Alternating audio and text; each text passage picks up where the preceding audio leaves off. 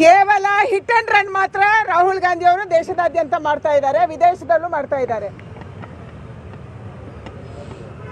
Hit ಮಾಡು ಓಡೋಗು, ಸುಳ್ಳು ಹೇಳುವಾಗ ಓಡೋಗು. ಇದು ರಾಹುಲ್ ಗಾಂಧಿ ಅವರು. ದೇಶದ ಜನ ಇದನ್ನು ಒಪ್ಪೋದಿಲ್ಲ. ಅತ್ಯಂತ ಪ್ರಾಮಾಣಿಕವಾಗಿ SIR ನಡೆದಿದೆ.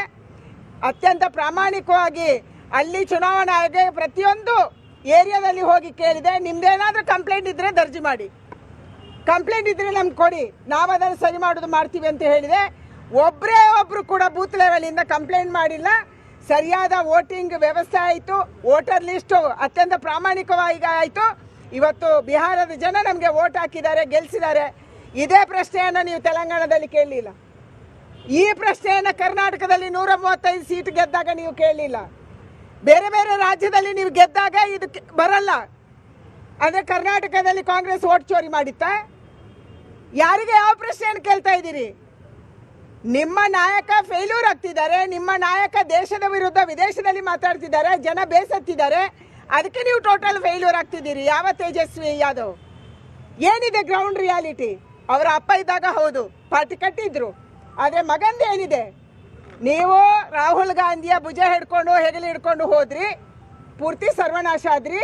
ಅದಕ್ಕೆ ಇವತ್ತು ಚುನಾವಣಾ ಆಯೋಗದ ಮೇಲೆ ಅನವಶ್ಯಕ ಆರೋಪವನ್ನು ನೀವು ಮಾಡ್ತಾ ಇದ್ರಿ. ಇದರ ದೇಶದ ಜನ ಒಪ್ಪಲ್ಲ. ಬರುವಂತ ಎಲ್ಲ ಚುನಾವಣೆಯಲ್ಲಿ ಕೂಡ ನಿಮ್ಗೆ ತಕ್ಕ ಪಾಠವನ್ನ ಈ ದೇಶದ ಜನ ಕಳ್ಸಕ್ಕಿದ್ದಾರೆ. ಮುಖ್ಯಮಂತ್ರಿಯು ಕೂಡ ಅದನ್ನೇ ಹೇಳಿದ್ದು. ಮುಖ್ಯಮಂತ್ರಿಯವರು ಕೂಡ ಅದನ್ನೇ ಆರೋಪ. ಹೇಗೆ ಗೆದ್ರಿ ನೀವು? 135 ಸೀಟು ನಿಮ್ಗೆ ಹೇಗೆ ಬಂತು? ಓಟ್ ಚೋರಿ ಮಾಡಿ ಬಂತು? ಇದಕ್ಕೆ ನೀವು ಉತ್ತರ ಕೊಡಬೇಕಲ್ಲ. ಕರ್ನಾಟಕದಲ್ಲಿ ಓಟ್ ಚೋರಿ ಮಾಡಿ ನೀವು ಗೆದ್ರ? ಅಂದ್ರೆ ನೀವು ಗೆದ್ದಾಗ ಸರಿ ಇದೆ, ಬಿಜೆಪಿ ಗೆದ್ದಾಗ ಸರಿ ಇಲ್ಲ. ಇದು ನಿಮ್ಮ ಪಾಲಿಸಿ. ಇದನ್ನ ನಾವು ಯಾರು ಒಪ್ಪಲ್ಲ, ಜನರು ಒಪ್ಪಲ್ಲ. ಎಲೆಕ್ಷನ್ ಇವತ್ತಿನ ರಿಸಲ್ಟ್ ನವೆಂಬರ್ ಕ್ರಾಂತಿ ಏನಾದರೂ ಪರಿಣಾಮ ಬೀರುತ್ತಾ? ರಾಘೋಪುರದಲ್ಲಿ ತೇಜಸ್ವಿ ಯಾದವ್ ಭವಿಷ್ಯ ಡೋಲಾಯಮಾನ. 4,000 ಮತಗಳಿಂದ ತೇಜಸ್ವಿ ಯಾದವ್ಗೆ ಹಿನ್ನಡೆ. ಬಿಜೆಪಿ ಅಭ್ಯರ್ಥಿ ಎದುರು ತೇಜಸ್ವಿ ಯಾದವ್ ಪರದಾಟ. ರಾಘೋಪುರದಲ್ಲಿ ನೋಡಿ ಪರಿಸ್ಥಿತಿ ಹೆಂಗಾಗಿದೆ. ಬಿಜೆಪಿಯ ಸತೀಶ್ ಕುಮಾರ್ ಎದುರು ತೇಜಸ್ವಿ ಯಾದವ್ ಮುಖ್ಯಮಂತ್ರಿ ಅಭ್ಯರ್ಥಿ, ಇಂಡಿ ಒಕ್ಕೂಟದ ಮುಖ್ಯಮಂತ್ರಿ ಅಭ್ಯರ್ಥಿ ಹಿನ್ನಡೆಯನ್ನು ಅನುಭವಿಸ್ತಾ ಇದ್ದಾರೆ. ತೇಜಸ್ವಿ ಯಾದವ್ ಭವಿಷ್ಯ ಡೋಲಾಯಮಾನವಾಗಿದೆ.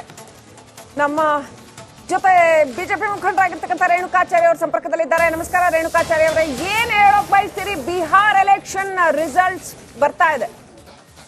ನಮಸ್ತೆ ಮೇಡಮ್. ಈಗಾಗಲೇ ದೇಶದಲ್ಲಿ ಕಾಂಗ್ರೆಸ್ ಲೋಕಸಭೆ ಚುನಾವಣೆಯಲ್ಲಿ ಧೂಳಿಪಟ ಆಗಿದೆ.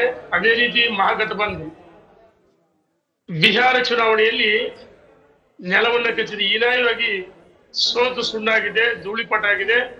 ಕಾಂಗ್ರೆಸ್ ಕೇವಲ 4 ಸ್ಥಾನಗಳು, ಮೈತ್ರಿ ಅವರು ಏನು ಮಹಾಗಠಬಂಧನ್ ಕೇವಲ 36 ಸ್ಥಾನದಲ್ಲಿ ಅವ್ರು ತೃಪ್ತಿ ಪಡಬೇಕಾಗಿದೆ. ಮನೆ ಮನೆಗೆ ಸರ್ಕಾರಿ ನೌಕರಿ ಮತ್ತು ಮಹಿಳೆಯರ ಅಕೌಂಟ್ಗೆ 30,000 ಆಗ್ತೀವಿ ಅಂತ ತಿಳಿಸು.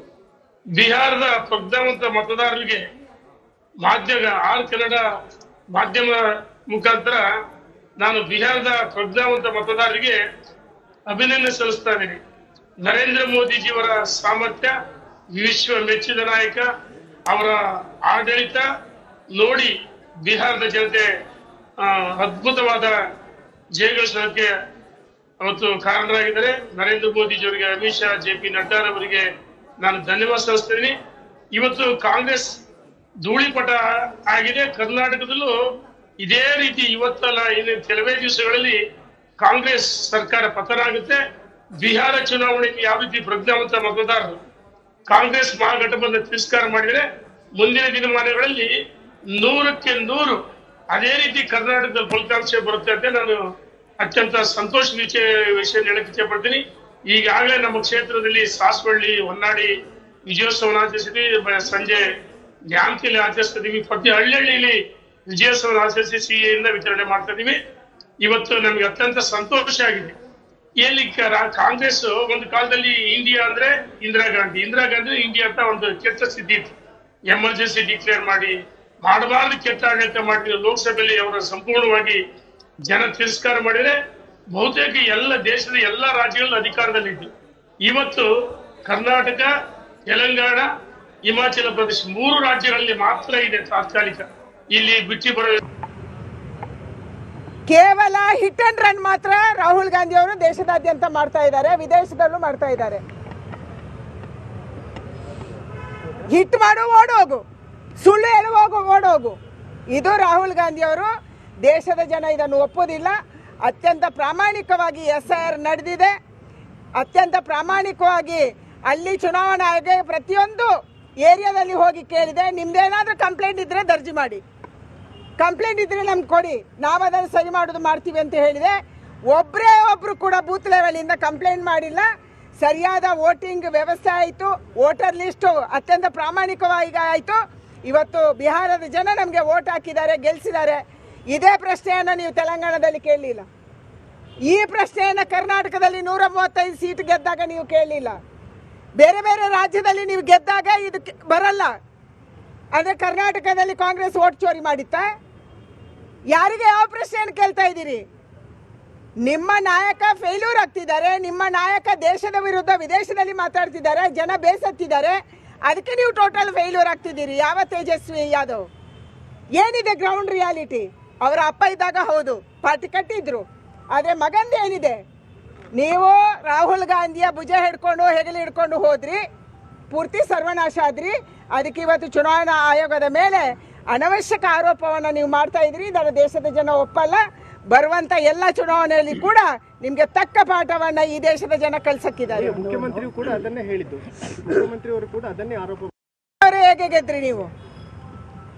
135 ಸೀಟ್ ನಿಮ್ಗೆ ಹೇಗೆ ಬಂತು? ಓಟ್ ಚೋರಿ ಮಾಡಿ ಬಂತು? ಇದಕ್ಕೆ ನೀವು ಉತ್ತರ ಕೊಡಬೇಕಲ್ಲ. ಕರ್ನಾಟಕದಲ್ಲಿ ಓಟ್ ಚೋರಿ ಮಾಡಿ ನೀವು ಗೆದ್ರಾ? ಅಂದ್ರೆ ನೀವು ಗೆದ್ದಾಗ ಸರಿ ಇದೆ, ಬಿಜೆಪಿ ಗೆದ್ದಾಗ ಸರಿ ಇಲ್ಲ. ಇದು ನಿಮ್ಮ ಪಾಲಿಸಿ. ಇದನ್ನ ನಾವು ಯಾರು ಒಪ್ಪಲ್ಲ, ಜನರು ಒಪ್ಪಲ್ಲ. ಎಲೆಕ್ಷನ್ ಇವತ್ತಿನ ರಿಸಲ್ಟ್ ಈ ನವೆಂಬರ್ ಕ್ರಾಂತಿ ಏನಾದ್ರು ಪರಿಣಾಮ ಬೀರುತ್ತಾ? ರಾಘೋಪುರದಲ್ಲಿ ತೇಜಸ್ವಿ ಯಾದವ್ ಭವಿಷ್ಯ ಡೋಲಾಯಮಾನ. 4,000 ಮತಗಳಿಂದ ತೇಜಸ್ವಿ ಯಾದವ್ಗೆ ಹಿನ್ನಡೆ. ಬಿಜೆಪಿ ಅಭ್ಯರ್ಥಿ ಎದುರು ತೇಜಸ್ವಿ ಯಾದವ್ ಪರದಾಟ. ರಾಘೋಪುರದಲ್ಲಿ ನೋಡಿ ಪರಿಸ್ಥಿತಿ ಹೆಂಗಾಗಿದೆ. ಬಿಜೆಪಿಯ ಸತೀಶ್ ಕುಮಾರ್ ಎದುರು ತೇಜಸ್ವಿ ಯಾದವ್ ಮುಖ್ಯಮಂತ್ರಿ ಅಭ್ಯರ್ಥಿ, ಇಂಡಿ ಒಕ್ಕೂಟದ ಮುಖ್ಯಮಂತ್ರಿ ಅಭ್ಯರ್ಥಿ ಹಿನ್ನಡೆಯನ್ನು ಅನುಭವಿಸ್ತಾ ಇದ್ದಾರೆ. ತೇಜಸ್ವಿ ಯಾದವ್ ಭವಿಷ್ಯ ಡೋಲಾಯಮಾನವಾಗಿದೆ. ನಮ್ಮ ಜೊತೆ ಬಿಜೆಪಿ ಮುಖಂಡರಾಗಿರ್ತಕ್ಕಂಥ ರೇಣುಕಾಚಾರ್ಯ ಅವರು ಸಂಪರ್ಕದಲ್ಲಿದ್ದಾರೆ. ನಮಸ್ಕಾರ ರೇಣುಕಾಚಾರ್ಯ ಅವರೇ, ಏನ್ ಹೇಳೋಕ್ ಬಯಸ್ತೀರಿ? ಬಿಹಾರ್ ಎಲೆಕ್ಷನ್ ರಿಸಲ್ಟ್ಸ್ ಬರ್ತಾ ಇದೆ. ನಮಸ್ತೆ ಮೇಡಮ್. ಈಗಾಗಲೇ ದೇಶದಲ್ಲಿ ಕಾಂಗ್ರೆಸ್ ಲೋಕಸಭೆ ಚುನಾವಣೆಯಲ್ಲಿ ಧೂಳಿಪಟ ಆಗಿದೆ. ಅದೇ ರೀತಿ ಮಹಾಗಠಬಂಧನ್ ಬಿಹಾರ ಚುನಾವಣೆಯಲ್ಲಿ ನೆಲವನ್ನ ಕಚ್ಚಿದೆ, ಹೀನಾಯವಾಗಿ ಸೋತು ಸುಣ್ಣಾಗಿದೆ, ಧೂಳಿಪಟ ಆಗಿದೆ. ಕಾಂಗ್ರೆಸ್ ಕೇವಲ 4 ಸ್ಥಾನಗಳು, ಮೈತ್ರಿ ಅವರು ಏನು ಮಹಾಗಠಬಂಧನ್ ಕೇವಲ 36 ಸ್ಥಾನದಲ್ಲಿ ಅವ್ರು ತೃಪ್ತಿ ಪಡಬೇಕಾಗಿದೆ. ಮನೆ ಮನೆಗೆ ಸರ್ಕಾರಿ ನೌಕರಿ ಮತ್ತು ಮಹಿಳೆಯರ ಅಕೌಂಟ್ಗೆ 30,000 ಆಗ್ತೀವಿ ಅಂತ ತಿಳಿಸು. ಬಿಹಾರದ ಪ್ರಜ್ಞಾವಂತ ಮತದಾರರಿಗೆ ಮಾಧ್ಯಮ ಆಲ್ ಕನ್ನಡ ಮಾಧ್ಯಮ ಮುಖಾಂತರ ನಾನು ಬಿಹಾರದ ಪ್ರಜ್ಞಾವಂತ ಮತದಾರರಿಗೆ ಅಭಿನಂದನೆ ಸಲ್ಲಿಸ್ತಾ ಇದ್ದೀನಿ. ನರೇಂದ್ರ ಮೋದಿಜಿಯವರ ಸಾಮರ್ಥ್ಯ, ವಿಶ್ವ ಮೆಚ್ಚಿದ ನಾಯಕ, ಅವರ ಆಡಳಿತ ನೋಡಿ ಬಿಹಾರದ ಜನತೆ ಅದ್ಭುತವಾದ ಜಯಗಳಿಸೋದಕ್ಕೆ ಅವತ್ತು ಕಾರಣರಾಗಿದ್ದಾರೆ. ನರೇಂದ್ರ ಮೋದಿಜಿಯವರಿಗೆ, ಅಮಿತ್ ಶಾ, JP ನಡ್ಡಾರವರಿಗೆ ನಾನು ಧನ್ಯವಾದ ಸಲ್ಲಿಸ್ತೀನಿ. ಇವತ್ತು ಕಾಂಗ್ರೆಸ್ ಧೂಳಿಪಟ ಆಗಿದೆ. ಕರ್ನಾಟಕದಲ್ಲೂ ಇದೇ ರೀತಿ ಇವತ್ತಲ್ಲ, ಇನ್ನು ಕೆಲವೇ ದಿವಸಗಳಲ್ಲಿ ಕಾಂಗ್ರೆಸ್ ಸರ್ಕಾರ ಪತನ ಆಗುತ್ತೆ. ಬಿಹಾರ ಚುನಾವಣೆಗೆ ಯಾವ ರೀತಿ ಪ್ರಜ್ಞಾವಂತ ಮತದಾರರು ಕಾಂಗ್ರೆಸ್ ಮಹಾಗಠಬಂಧನ ತಿರಸ್ಕಾರ ಮಾಡಿದರೆ ಮುಂದಿನ ದಿನಮಾನಗಳಲ್ಲಿ 100ಕ್ಕೆ 100 ಅದೇ ರೀತಿ ಕರ್ನಾಟಕದಲ್ಲಿ ಫಲಿತಾಂಶ ಬರುತ್ತೆ ಅಂತ ನಾನು ಅತ್ಯಂತ ಸಂತೋಷ ವಿಷಯ ಹೇಳಕ್ಕೆ ಇಚ್ಛೆ ಪಡ್ತೀನಿ. ಈಗಾಗಲೇ ನಮ್ಮ ಕ್ಷೇತ್ರದಲ್ಲಿ ಸಾಸವಳ್ಳಿ, ಹೊನ್ನಾಳಿ ವಿಜಯೋತ್ಸವ ಆಚರಿಸಿದ್ವಿ. ಸಂಜೆ ನ್ಯಾಮತಿಯಲ್ಲಿ ಆಚರಿಸ್ತಾ ಇದೀವಿ. ಪ್ರತಿ ಹಳ್ಳಿಯಲ್ಲಿ ವಿಜಯೋತ್ಸವ ಆಚರಿಸಿ ಸಿಹಿಯಿಂದ ವಿತರಣೆ ಮಾಡ್ತಾ ಇದೀವಿ. ಇವತ್ತು ನಮ್ಗೆ ಅತ್ಯಂತ ಸಂತೋಷ ಆಗಿದೆ. ಎಲ್ಲಿ ಕಾಂಗ್ರೆಸ್ ಒಂದು ಕಾಲದಲ್ಲಿ ಇಂಡಿಯಾ ಅಂದ್ರೆ ಇಂದಿರಾ ಗಾಂಧಿ ಇಂಡಿಯಾ ಅಂತ ಒಂದು ಕೆಟ್ಟ ಸ್ಥಿತಿ ಇತ್ತು. ಎಮರ್ಜೆನ್ಸಿ ಡಿಕ್ಲೇರ್ ಮಾಡಬಾರ್ದು ಕೆಟ್ಟ ಆಡಳಿತ ಮಾಡಿ ಲೋಕಸಭೆಯಲ್ಲಿ ಅವರ ಸಂಪೂರ್ಣವಾಗಿ ಜನ ತಿರಸ್ಕಾರ ಮಾಡಿದ್ರೆ ಬಹುತೇಕ ಎಲ್ಲ ದೇಶದ